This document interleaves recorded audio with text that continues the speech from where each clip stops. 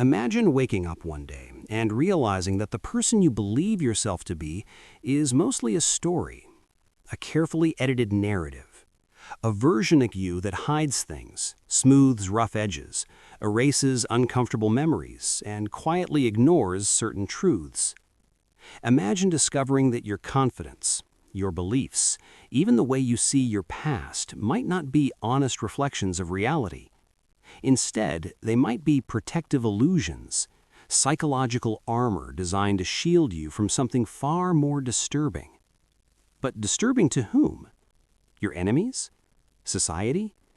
Or the quiet voice within you that sometimes whispers in moments of silence, when distractions fade, when the phone is finally set down, when the noise of the world briefly stops? That voice.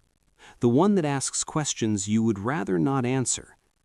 Questions like, why do certain criticisms hurt so much more than they should? Why do you sometimes sabotage opportunities that could change your life? Why do you feel uneasy when someone sees through your carefully constructed image? And perhaps the most uncomfortable question of all, what if the person you present to the world is not the person you truly are? Think about it. Most people spend their entire lives chasing improvement, better careers, better bodies, better relationships, better status. Self-help books flood shelves. Motivational speeches flood the internet. Everyone seems obsessed with becoming a better version of themselves. But here's the strange paradox. If self-improvement is so important, why do so many people avoid the one thing that would truly transform them? Honest self-confrontation. Because discovering the truth about yourself is not inspiring, it's destabilizing. Imagine looking into a mirror that doesn't just reflect your face, but your motives.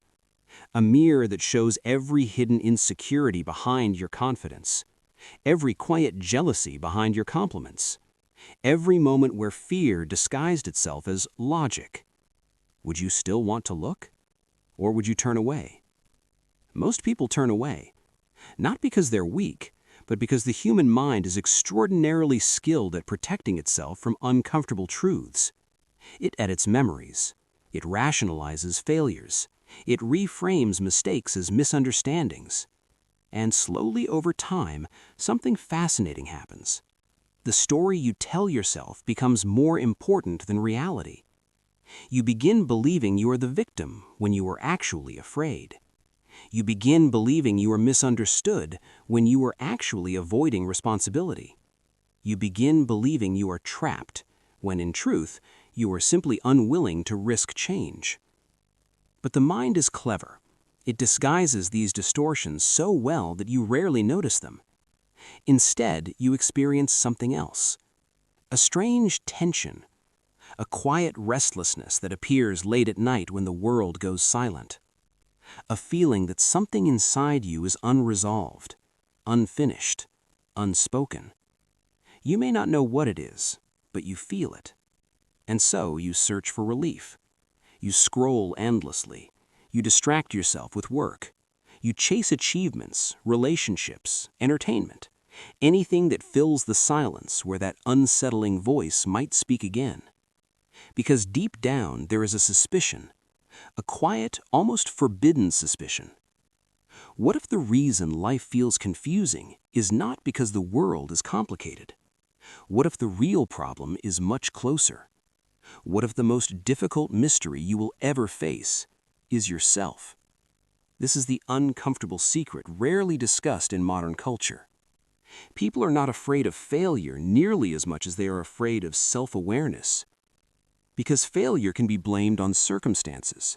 Self-awareness removes that escape. It forces a confrontation with something far more unsettling than external obstacles. Your own shadow. The parts of yourself you learn to hide. The impulses you pretend do not exist. The fears that quietly shape your decisions. And here lies the greatest psychological paradox of all. The truth about yourself is the very thing that could liberate you. Yet it is also the thing your mind will fight hardest to avoid. So the question becomes unavoidable. If knowing ourselves is the key to growth, why do so many people spend their entire lives running from the truth about who they really are? And more importantly, what exactly are we so afraid of seeing? Because once you begin asking that question seriously, something unsettling starts to happen. You begin noticing the invisible defenses people build around their identities, the fragile illusions, the silent denial, the stories we protect at all costs. And once you see those defenses clearly, you start realizing something even more disturbing. They're not just in other people, they're in you. And the moment that realization begins, the real journey starts. The strange thing about the human mind is that it does not primarily seek truth, it seeks safety. And truth, real, unfiltered truth about yourself, can be one of the most psychologically dangerous things a person can encounter.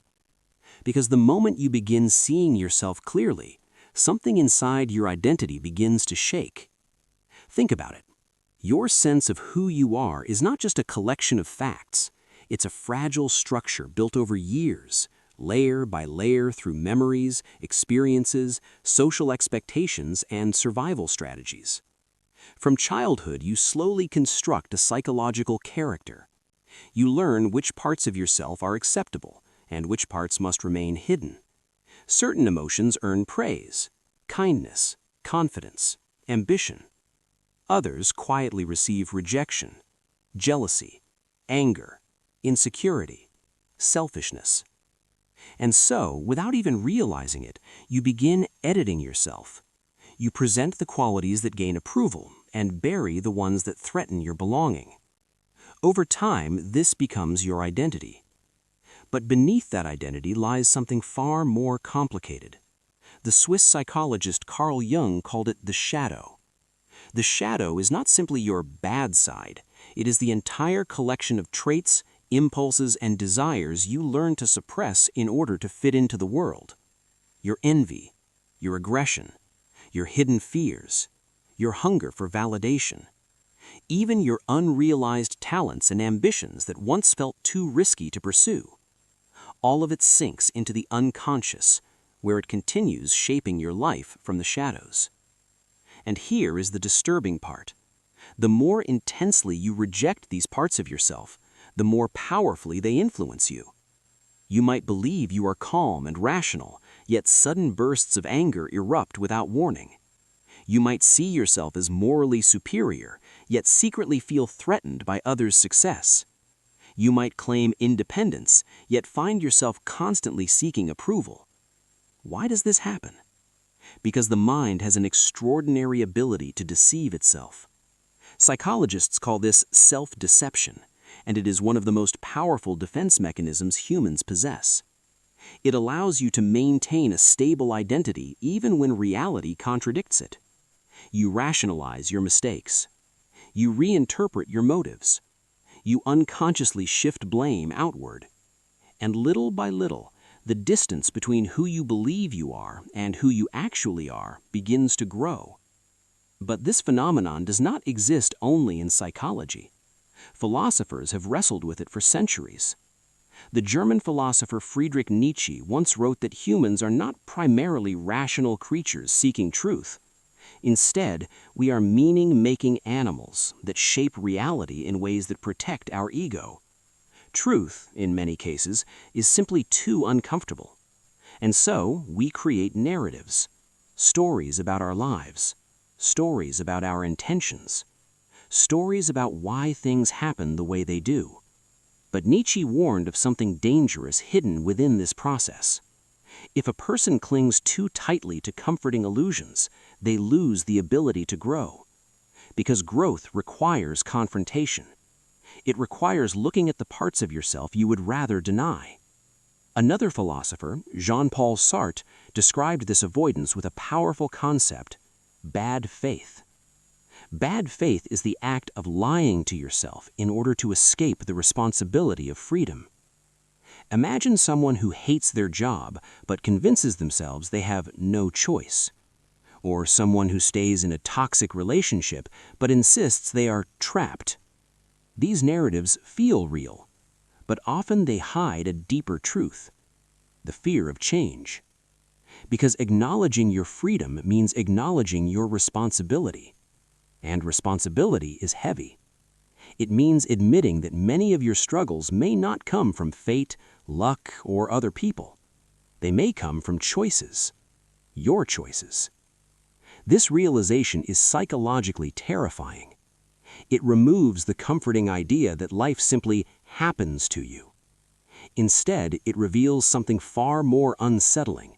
You are participating in the creation of your own life, even in the ways you avoid, even in the things you refuse to see. The Austrian psychiatrist Viktor Frankl observed something similar while studying human suffering. He noticed that people can endure extraordinary pain,